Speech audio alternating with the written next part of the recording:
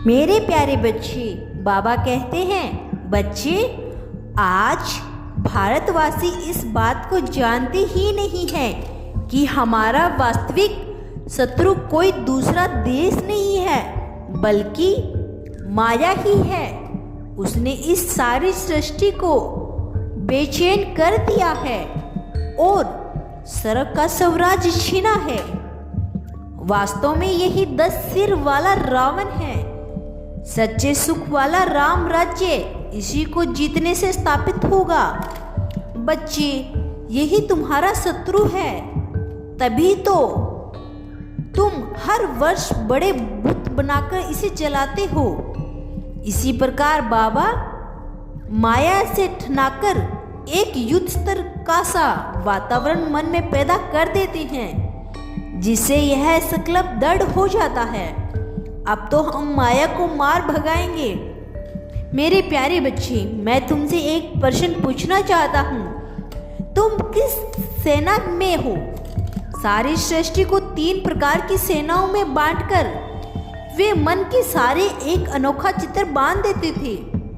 वे कहते हैं, एक सेना एक पूर्ण अहिंसक और भगवान से प्रतिपूर्ति, दूसरी है बाहुबली जो कि देश के टुकड़े टुकड़े करने के लिए अथवा धर्म भेद, नीति भेद, प्रांत भेद, भाषा भेद इत्यादि अनेक भेदभावों के आधार पर आपस में ही लड़ते रहते हैं और ये भगवान के विपरीत बुद्धि है।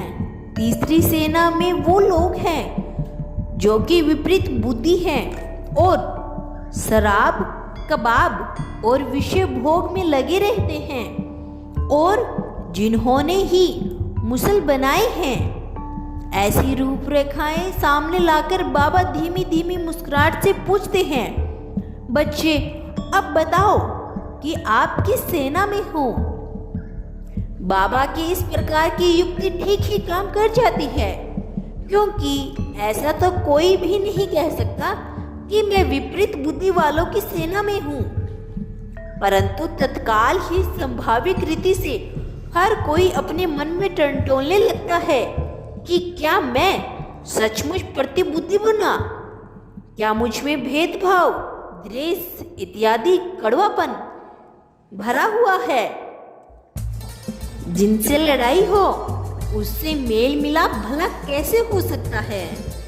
उसको तो मार मिटने की ही चेष्टा मनुष्य के मन में बनी रहती है।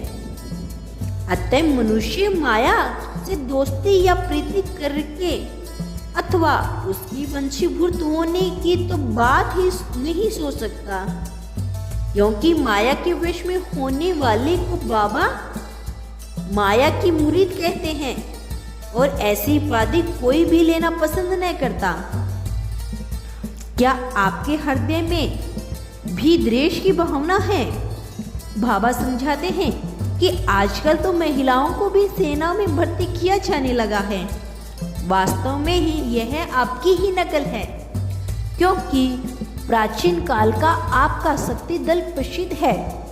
फिर बाबा पूछते हैं, क्या आप स्वयं को शक्ति दल की सेना समझते हो या अभी भी डरपोक हो? फिर बाबा समझाते हैं कि बाहुबली वाली लड़ाई में ही कई नपुंसक लोग मैदान छोड़कर भाग जाते हैं। बच्चे, इस लड़ाई से डरते तो नहीं हो? देखो, वह लड़ाई के मैदान पर आकर यहाँ से भागना नहीं, वरना सब कहेंगे कि यह नपुंसक निकला जो यहाँ से भाग गया, और फिर दंड भी तो भोगना पड़ेगा, क्योंकि जो भगवान को छोड़कर विपरीत बुद्धि में जाता है, माया की सेना में फिर शामिल हो जाता है, तब माया भी उसकी बुद्धि को पूरा जकड़ लेती है। यह स्पष्टीकरण सुनते हुए सबका मन पक्का हो जाता है और संकल्पों के बल पर जाता है कि जबकि हम ईश्वर की सेना में शामिल हुए हैं तो माया के नहीं बनेंगे। मेरे प्यारे बच्चे, बाबा कहते हैं तुम्हारी यह सेना तो गुप्त है और तुम गुप्त सैनिक हो।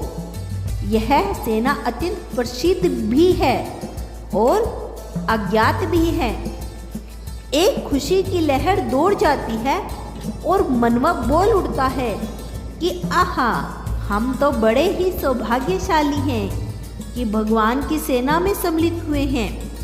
ऐसी स्थिति में पुराने संस्कारों को छूट जाना, बुरी आदतों का मिट जाना और विकारों का भाग जाना संभाविक ही तो है। यह लड़ाई है, कायर मत बनो। ऐसा भी होता